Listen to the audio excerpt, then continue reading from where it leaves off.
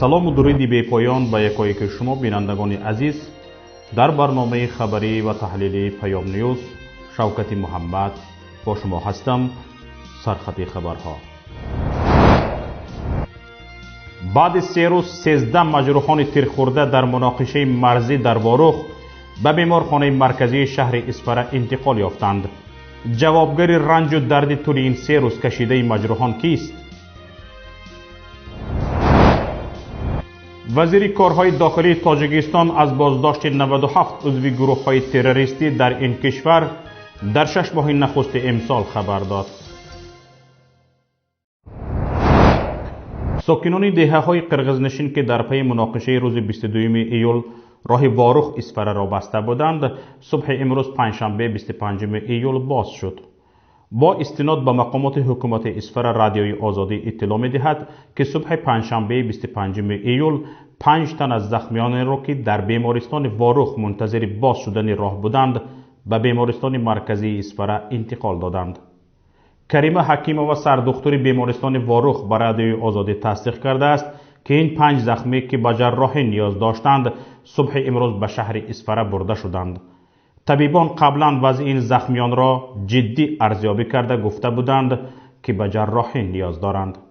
اقبال تشایف سخنگوی حکومت شهر اسفره گفت که باز شدن راه نتیجه مذاکرات 2 روزه مقامات بلندپایه دو کشور می باشد. از گزارش دفتر مطبوعاتی ریاست جمهوری تاجیکستان دانسته شد که امامعلی رحمان و سارانبی جیمبیکوف فردا جمعه 26 ایول در چهارراه‌های واروخ آقسای یکدیگر را استقبال نموده با ساکنان مناطق مرزی ملاقات می‌کنند. همچنین دفتر مطبوعاتی پرزیدنت قرغزستان خبر داد که سارانبی جیمبیکوف جلسه اضطراری دایر نموده مسئله راه حل‌های قضایی مرزی را با کابینه‌اش بررسی کرده است. Ситуация на кыргызско-таджикской границе находится под контролем президента Кыргызской республики Жээнбекова. وضعیت در مرز میان تاجیکستان و قرقیزستان تحت نظارت پرزیدنت جمهوری قرقیزستان سارانبek جیانبکوف قرار دارد. در حال امروز مقامات حفظ حقوق و مقامات سرحدی جمهوری قرقیزستان و جمهوری تاجیکستان طبق سازشنامه عملی برای گذرانیدن تحقیق سبب‌های واقعه و معین نمودن جنایتکارانی که در این رخداد دست دارند چاره‌ها اندیشیدند. همچنین برای رخ ندادن چنین حادثه ها رسما گفت و شنید به عمل آمد. امروز راه‌های مرز گشوده اند. وضع به اعتدال آمده است. به مردم تهجوی منطقه کارهای فهماندهی گذرانیده شده است. قضیه در سطح راهبران دو کشور گفت و شنید خواهد شد. با برابر معین شدن واخوری روز و ساعت سران دو کشور راه‌ها گشاده شدند. اما طول 3 روز مجروحان بدون شرایط لازمی به خاطر بسته بودن راه در بیمارخانه دهه واروخ نگاه داشته می شدند. حال زار تیرخوردگان و زخمی شدگان را مدت این 3 روز حتی تصور کردن دهشتناک است. اما نمایندگان دو جانب به این موافقه نرسیدند که اقلاً توسط چرخبال مجروحان به بیمارخانه مرکزی شهر انتقال یابند. این عمل می توانست حتی از جانب مقامات قرغزستان صورت گیرد، به شرط به این قضیه مدهش مقامات قرغزستان ناپسندانه رفتار نمی کردند. اینجا می خواهم دقت شما را به این یک خبر جلب کنم. وزارت امور داخلی قرغزستان خبر داد که گویا دیروز 24 ایول تخمینا ساعت 6 سحر ساکنان دهه آقسای خواستند راه اسفره واروخ را با ریختن سنگریزه ها در راه بندند. مأمورین میلیسا از ساکنان خواستند که این عمل غیر قانونیشان را خاتمه بخشند. در پاسخ ساکنان به سوی کارمندان حفظ حقوق سنگ انداختند که در نتیجه 4 مأمور میلیسا مجروح شد. اینجا مقامات قرغز نشان دادن می‌خواهد که گویا خواهشمند گشاده بودن راه هستند. این ساکنان بودند که تجمع کردند و علاج گشادن راه نیست. اما چرا اگر اراده وجود داشت دو کشور با هم گفت و شنید کرده مجروحان را در وقت لازمی به چرخبال به بیمارخانه مرکزی انتقال ندادند؟ دانسته می شود که مجروحان در گفت و شنیدهای دو جانب به مثال یک سگ ارزش نداشتند. گفت و شنید آنها که هیچگاه نتیجه و محتوایش رسانه‌ای نمی شود، انیق است که بیشتر به منفعت دایره های محدود است، نه مردم. به این نوار اهمیت بدهید. در کشورهای متمدن حتی برای نجات یک سگ چرخبال میفرستند تا سگ را از غرق شوی نجات دهند. در ما باشد 13 نفر مجروح و ترخورده در وزنین ترین شرایط طول 3 روز میماند و حتی حکومت مسئله انتقال مجروحان به بیمارخانه را 3 روز کشال میدهد. یک مسئله دیگر خیلی نگران کننده است. این هم باشد نهایت دوراندیشی و ملایم رفتار کردن رهبریت حکومت تاجیکستان به این قضیه می باشد. حکومت تاجیکستان را میشد درک کرد که این قضیه قتل و کشتار مجروح کردن های تاجیکستان از جانب شهروندان قرقیزستان یک بار و 2 بار شده باشد و حکومت تاجیکستان در کوشش با طور آسایشته حل کردن قضیه باشد. اما همگان میدانیم که گستاخی کشوری همسایه از حد گذشت. مگر نمیشد که بعد این همه تلفات های جانی جانب تاجیکستان از جانب بین المللی طلب کند تا یک کمیسیون مخصوص بین المللی تشکیل شود و به این قضیه رسیدگی کنند؟ در این باره عزت امان سیاستدان تاجیک به ما اندیشه خود را ابراز میکند.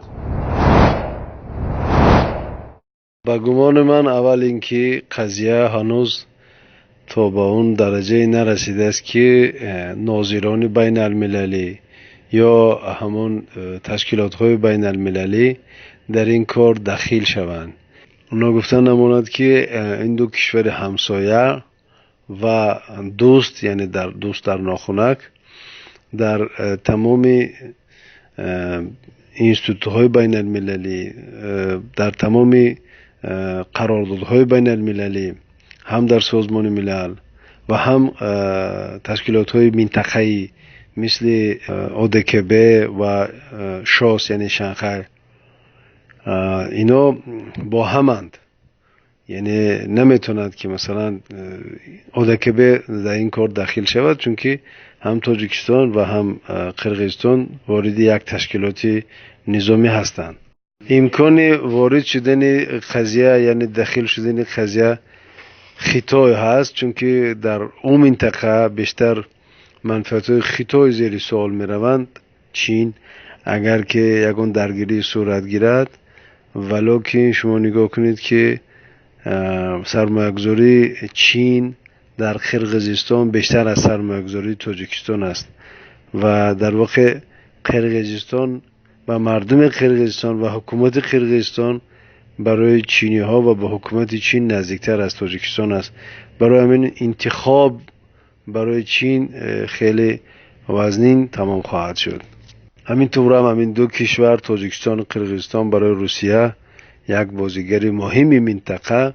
هر دو این کشور از شریکای استراتژی روسیه حساب می‌خورند و برای روسیه و برای کرملین هم انتخاب بسیار مشکل خواهد بود. و نیز من گمان نکنم که قضیه تا به اونجای حرکت کند که درگیری بین این دو کشور صورت گیرد، چون که منافع تاجیکستان و حکومت تاجیکستان زیر خطر خواهند بود. یعنی راه از جانب قرقیزستان با تاجیکستان برای ما یک راه استراتژی است. یادرس می‌شویم که 22 ایول سال 2019 ساکنان جماعت وارخ شهر اسفرت در جریان آمادگی‌ها به سفر کاری امامعلی رحمان و ملاقات او با پرزیدنت قرقیزستان به کارهای آبادانی مشغول گردیده در سمچوب حدود جماعت وارخ پرچم تاجیکستان را آویزان نمودند. در نتیجه بین ساکنان نزد مرزی دو کشور مناقشه به میان آمده، یک نفر شهروند تاجیکستان تیر خورده به هلاکت رسید. زیاده از 10 نفر زخمی شدند. همچنین فردای این حادثه 23 ایول 3 نفر دیگر شهروندان تاجیکستان تیر خورده زخمی شدند. گفته می شود یکی از این زخمی شدگان نظامی بوده است و حالش وخیم ارزیابی شده بود. اکنون مختصر از خبر و رویدادهای کشورهای همسایه و جهان همکارمان صفیه واحدова به شما گزارش می‌دهد. در تاجیکستان امسال کوتای جدا شده برای ادای مراسم حج پر نشد.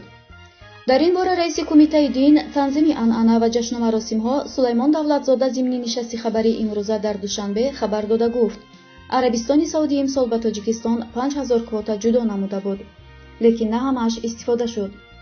دولتزاده افزود که شماری صحیح زائرین امسال از تاجیکستان با انجام معرکه معلوم می شود. раиси кумита камшавии таваҷҷӯҳ ба адои маросими ҳаҷро ба вазъи номусоиди иқтисодии шаҳрвандон нисбат медиҳад. баъзе хоҳишмандон худро номнавис мекунанд, вале аз иҷрои ӯҳдадории пардохти маблағ ё таҳияи ҳуҷҷатҳои дахлдор сари вақт баромада наметавонанд.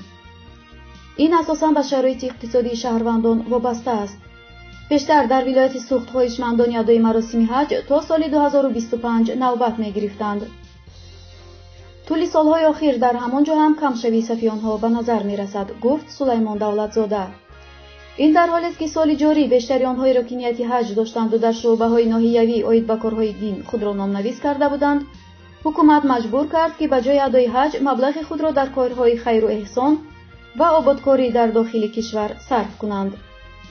طبق طلب مقامات دهها ساختمان پل و میدان‌های ورزشی، انشاءات محافظت از سیلاب‌خیزی، تعمیر راه و قبرستان‌ها با عوض ادای مراسم حج از طرف برای خط سفر حج نامنویس شدگان ساخته به استفاده داده شدند.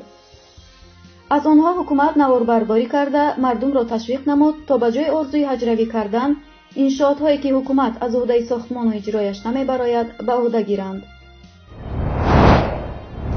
قرض برق تاجیک از نیروگاه برقی آبی سنگتودا-1 در نیمه اولی سال جاری 243.13 میلیون سومانی حدود 25 میلیون دلار بیشتر شده است.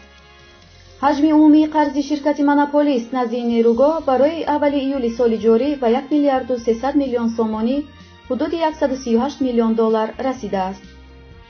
در اطلاعیه مرکز مطبوعاتی جمعیت سهامی گشاده نیروگاه برقی آبی سنگتودا-1 آمده است مبلغ عمومی برقی که نیروگاه برقی آبی سنگتودا-1 به جمعیت سهامی برقی تاجیک در ینور ایول سال جاری داده است 356 میلیون و 800 هزار سومانی را با در نظر داشت انداز از ارزش علاوه شده تشکیل داد. سطح میانه پرداخت‌ها برای برق از طرف هلدینگ انرژتیکی از اول سال 2019 از 34% قیمت برقی داده شده بیشتر نیست که در نتیجه به بیشتر شدن قرض نزد نیروگاه میرساند. طبق اطلاع منبع در نیم سال اول نیروگاه و سیستم انرژتیکی جمهوری تاجیکستان 128 میلیارد کیلووات ساعت برق صادر کرده است. در اطلاع آمده است استحصال برق طبق نقشه صادرکنی آن صورت میگیرد. کوفیسیانت سالانه استفاده قدرتی مقرر شده نیروگاه در نیم سال اول 44.2% را تشکیل داد. در همین حال چند قبل وزارت صنعت از برق تاجیک دعوت کرده بود قرضش نزد استحصال کنندگان انگشت را پرداخت کند تا آنها توانند به کار خود ادامه دهند. قرض شرکت از کارخانه‌های انگشت استحصال کنی به 1 میلیون و 400 هزار برابر شده است. وزیر کارهای داخلی تاجیکستان از بازداشت 97 عضو گروه‌های تروریستی در این کشور در 6 ماه نخست امسال خبر داد. گنرال رمضان رحیمزاده در نشست خبریش در شهر دوشنبه گفت که این مدت تنها یک مورد عملیات تروریستی تحقق یافته و از وقوع 2 مورد دیگر جلوگیری شده است. به گفته وی در این مدت همچنین 378 مورد جنایاتی مربوط به فعالیت گروه‌های افراطی به ثبت رسیده است.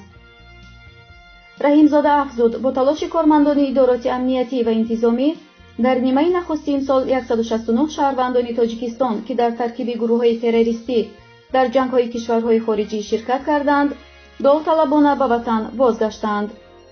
وزیر کارهای داخلی تاجیکستان با اشاره به ثبت 12549 مورد جرم جنایت در 6 ماه گذشته گفت 48 مورد از این جرم‌ها قتل بوده است.